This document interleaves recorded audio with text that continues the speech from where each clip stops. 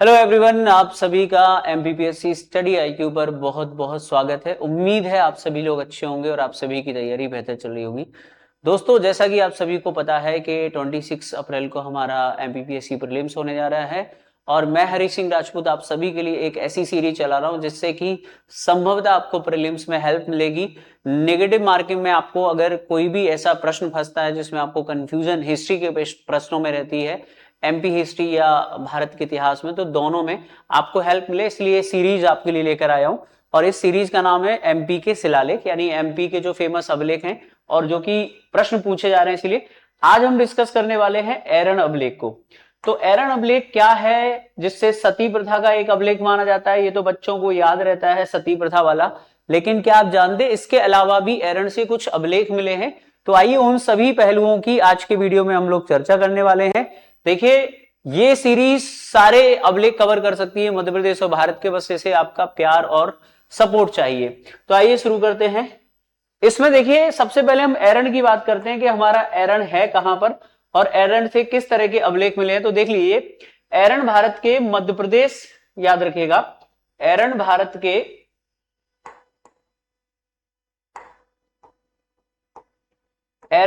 के मध्य प्रदेश के सागर जिले में स्थित एक ऐतिहासिक गांव, याद रखिएगा, यानी कभी पूछा जाए कहां पर है तो सागर में है। दूसरा याद रखिएगा, यह बीना नदी के किनारे बसा है। वैसे तो बीना के साथ साथ एक रेवती नदी भी है, तो बीना और रेवती के संगम पर यह बना हुआ है।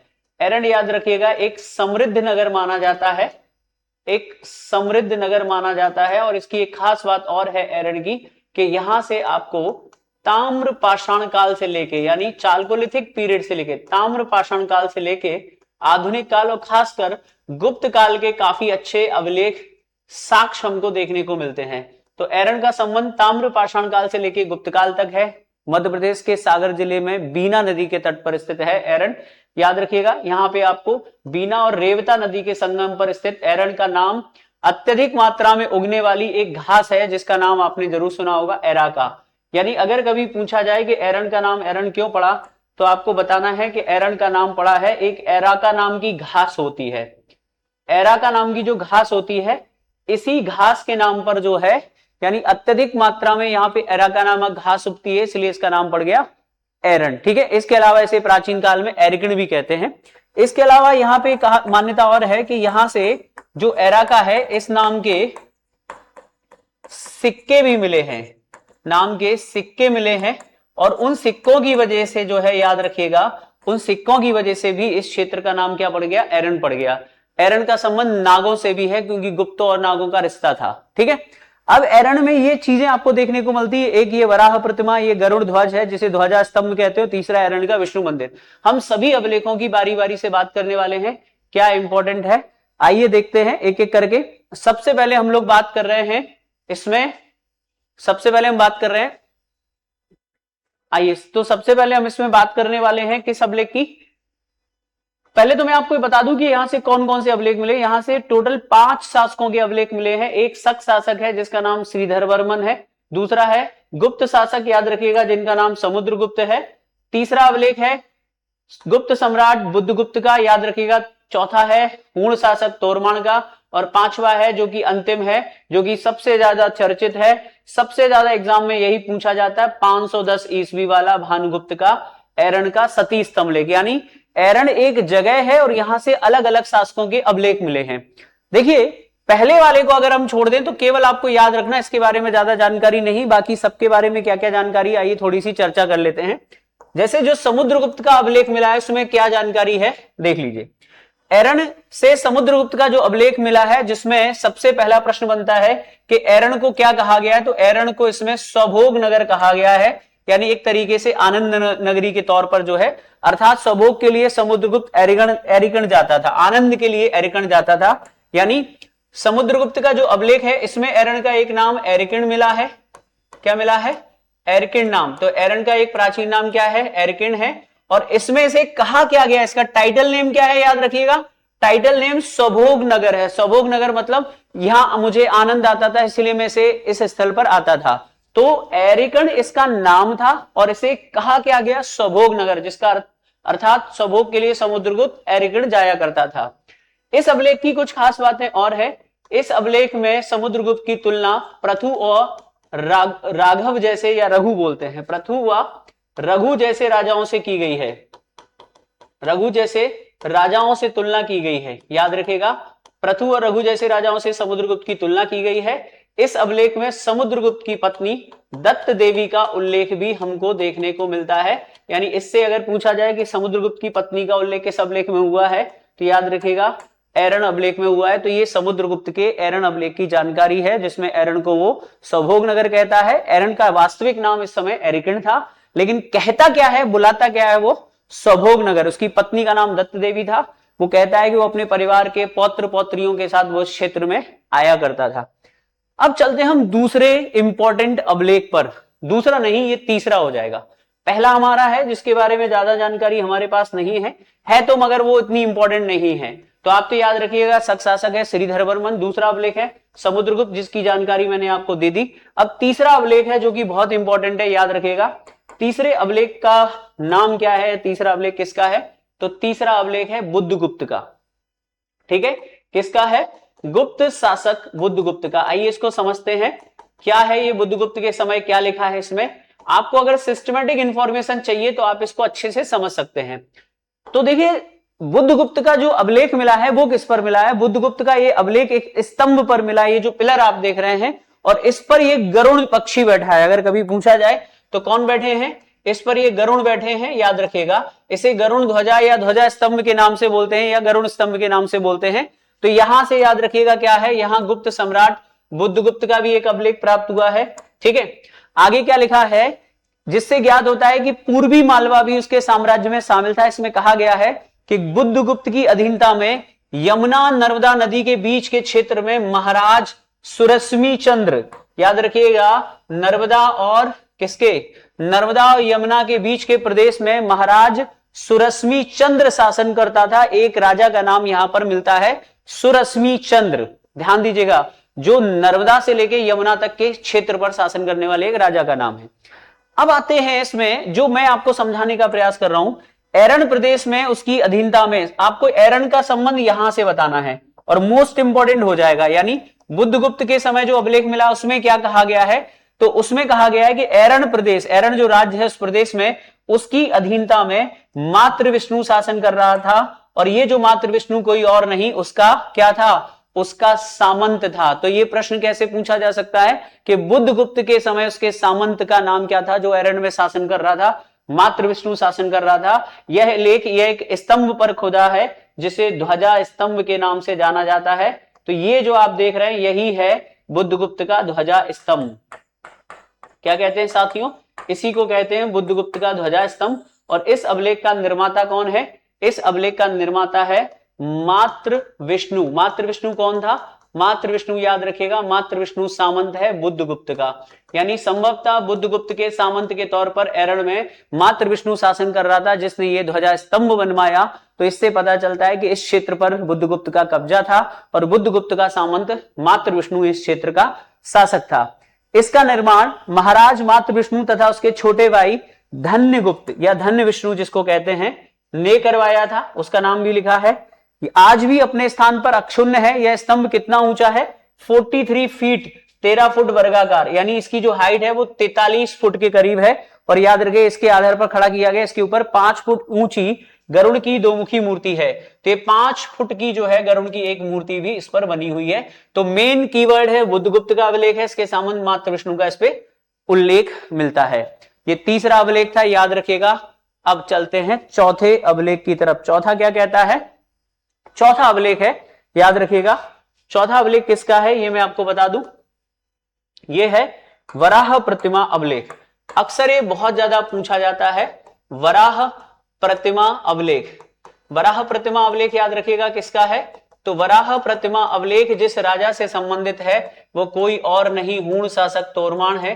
तो आइए तोरमान की हम चर्चा करते हैं। फिलहाल मैं आपको समझा दूं, ये जो विशालकाय प्रतिमा आप देख रहे हैं ये किसकी है, एक सुअर का रूप आप देख सकते हैं, जिन्हें भगवान विष्णु का वराह अवतार कहा गया है। भगवान विष्णु ने, याद रखिएगा, हिरण्याक्ष, हिरण्यकश्यप नहीं, हिरण्याक्ष राक्षस का वध करने के लिए जो पृथ्वी को समुद्र में ले गया था, तो ये अपने मुख पर पृथ्वी को समुद्र से निकाल कर लाए थे, उसका वध किया था।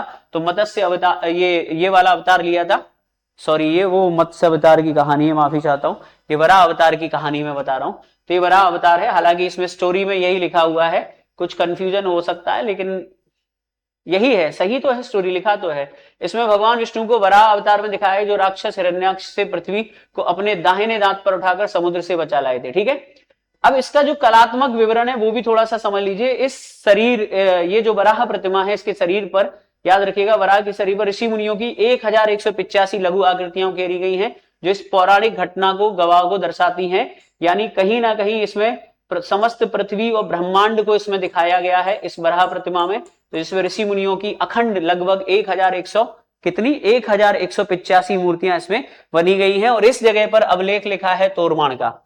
अब इस अभिलेख में क्या लिखा है, आइए हम बात करते हैं। इस अभिलेख में ध्यान से सुनिएगा, यह अभिलेख के अनुसार हूण राजा तोरमाण, 8 पंक्तियों का यह अभिलेख है। इसमें हूण राजा तोरमाण के शासनकाल में धन्य विष्णु, किसके द्वारा, धन्य विष्णु द्वारा वराह मंदिर का निर्माण कराया गया था। ठीक है, यह लेख जो है किसने खोजा था, यह लेख खोजा था 1838 में कैप्टन टी.एस. वर्ड ने खोजा था, यानी वराह प्रतिमा को कैप्टन टी.एस. वर्ड ने खोजा था, जबकि जो समुद्रगुप्त का अभिलेख था उसे कनिंघम ने खोजा था। अलग अलग अभिलेखों को अलग अलग लोगों ने खोजे हैं। समुद्रगुप्त के को कनिंघम ने खोजा है, जो वर्तमान में कलकत्ता संग्रहालय में रखा है। इसको खोजा था 1838 में टी.एस. वर्ड द्वारा।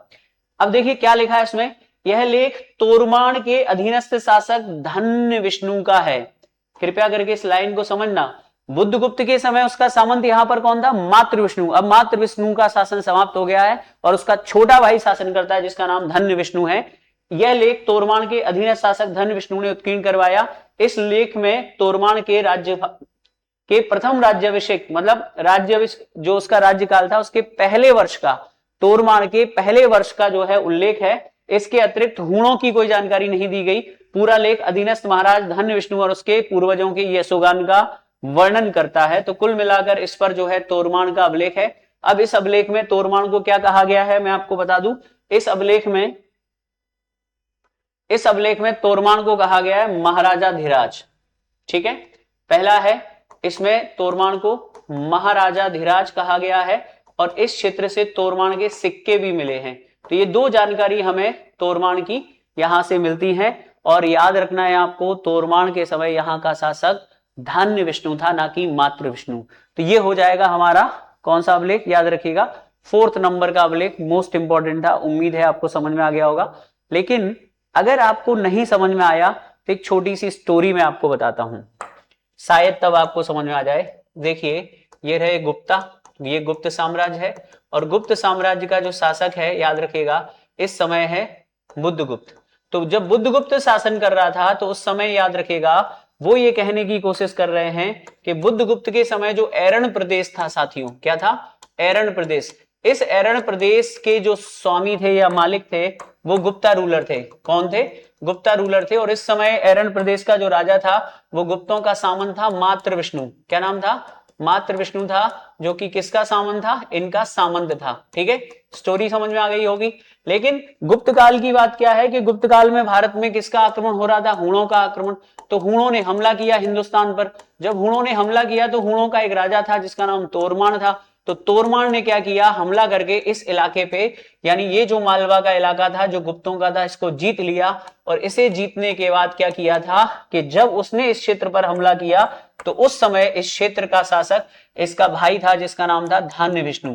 तो धन्य विष्णु ने क्या किया, आप समझदार हैं, समझ सकते हैं कि धन्य विष्णु ने किसकी अधीनता स्वीकार कर ली, उसने तोरमाण की अधीनता स्वीकार कर ली। जब उसने तोरमाण की अधीनता स्वीकार कर ली तो क्या किया उसने, धन्य विष्णु द्वारा जब यहां पर एक विष्णु मंदिर बनवाया गया, क्या बनवाया गया, विष्णु मंदिर, और इसमें बनवाया गया वराह प्रतिमा।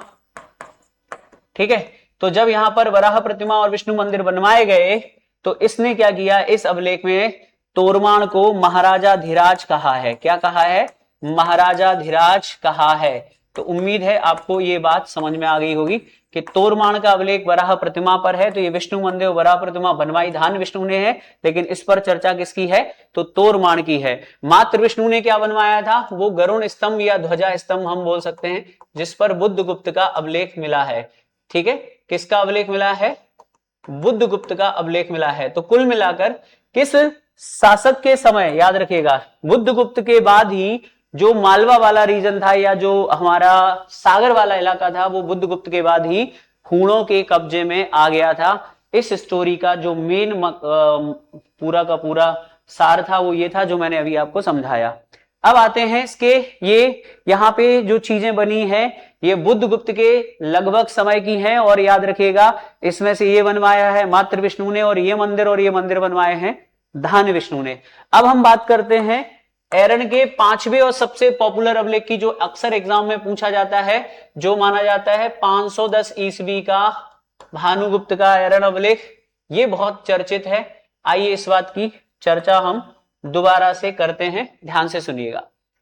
अब इसमें क्या कहा गया है, इस अभिलेख को देखिए अलग अलग लोगों ने खोजा है। तो इस अभिलेख को खोजा है जनरल कनिंघम ने। ठीक है, याद रखिएगा जनरल कनिंघम ने इस अभिलेख को खोजा है। इस अभिलेख में क्या क्या बताया गया है, तो इस अभिलेख में संस्कृत भाषा और ब्राह्मी लिपि का प्रयोग किया गया है। साथ साथ इसमें याद रखेगा ये गद्य और पद्य दोनों में है। ठीक है, इसमें संवत याद रखिएगा गुप्त संवत 191 की तिथि अंकित है, तदनुसार इसे 510 ईस्वी माना जाता है। यानी गुप्त संवत कितना है 191 और ईस्वी कितना हो जाएगा 510 ईस्वी।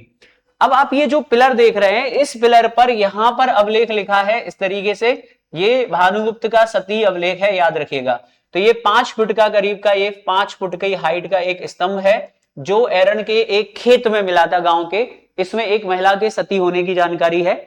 अब इसमें क्या लिखा है आगे हम देखते हैं। इस अभिलेख में गुप्त राजा, याद रखिएगा इस अभिलेख में गुप्त राजा भानुगुप्त के सेनापति, जिनका नाम क्या है गोप राजा, एरन में शत्रु पक्ष से युद्ध करने के लिए आए और अद्वितीय वीरता प्रदर्शित करते हुए वीर गति को प्राप्त हुए। ठीक है, कुल मिलाकर कहने का मतलब यह है कि जो मगध के शासक थे जिनका नाम था भानुगुप्त, उन्होंने अपनी एक सेना को एरन क्षेत्र में लड़ने के लिए भेजा था। जो मैंने अभी इस डायग्राम में बताया उसी डायग्राम की स्टोरी का अगला पार्ट है। यानी जब यहां के राजा हुए भानुगुप्त, कौन हुए भानुगुप्त, तो भानुगुप्त ने क्या कहा, भानुगुप्त ने अपने सेनापति से कहा कि जाओ तुम इस एरन के इलाके को जीत लो। अलग डायग्राम में बता देता हूं। तो उन्होंने क्या कहा, जैसे मगध के राजा हुए तो मगध के शासक कौन थे, मगध के शासक का नाम था भानुगुप्त। तो भानुगुप्त ने अपने सेनापति से क्या कहा कि जाओ मेरे सेनापति, जिनका नाम था गोपराज, जो उनके सेनापति और उनके मित्र भी थे, तो गोपराज को लड़ने के लिए भेजा। तो ये कहां जाता है, ये एरन प्रदेश में लड़ने के लिए जाता है। क्यों, जिससे कि एरन प्रदेश पर पुनः जो है गुप्तों का कब्जा हो जाए। लेकिन याद रखिएगा इधर से जो हूणों की सेना आती है, किनकी सेना आती है, हूणों की सेना, हूणों की सेना और इनके बीच में भयंकर युद्ध होता है, जिसमें वीरता का प्रदर्शन करते हुए हमारे जो गोपराज हैं वो क्या हो जाते हैं, गोपराज जो है वो वीर गति को प्राप्त हो जाते हैं। गोपराज एक वीर सेनापति था। जब वीर गति को प्राप्त हो गया तो गोपराज की पत्नी को समाचार मिला। ठीक है, तो गोपराज की पत्नी को समाचार मिला तो उसकी पत्नी इसी क्षेत्र में आकर सती हो गई। जहां पर उनके पति की मृत्यु हुई थी उसी क्षेत्र में आकर सती हो गई।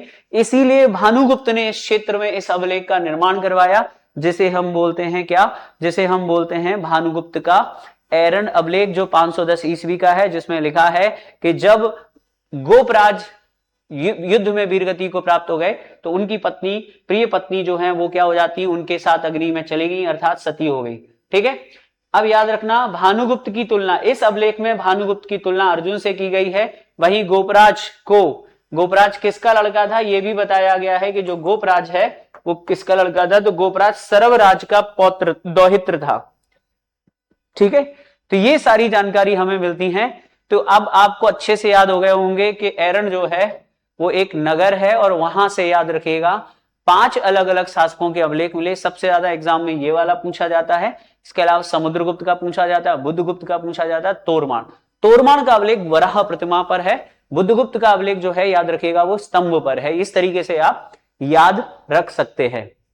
ठीक है, इस अभिलेख में भानुगुप्त की काफी प्रशंसा की गई है, भानुगुप्त को बहुत शक्तिशाली बताया गया, उसकी तुलना वीरों से की गई है जिससे कि अपनी सेना का वो मनोबल बढ़ा सके। ठीक है, तो अतिशयोक्तिपूर्ण कुछ बातें की गई हैं। मुझे उम्मीद है कि इस अभिलेख में आपको जितने भी जो कंफ्यूजन होंगे एरन के वो सारे क्लियर हो गए होंगे, और ये वीडियो आपको बहुत हेल्प करेगा अगर कोई भी ऐसा प्रश्न आता है जो निष्कर्ष और कथन में आपको फंसाता है। अगर आपको ये वीडियो अच्छा लगा तो प्लीज लाइक और कमेंट करके जरूर बताइएगा। कल हम फिर मिलेंगे एक नए वीडियो में जिसमें नए किसी अभिलेख की चर्चा करेंगे और महत्वपूर्ण कहानियों की चर्चा करेंगे। इसी के साथ ये क्लास खत्म होती है। जय हिंद, थैंक यू।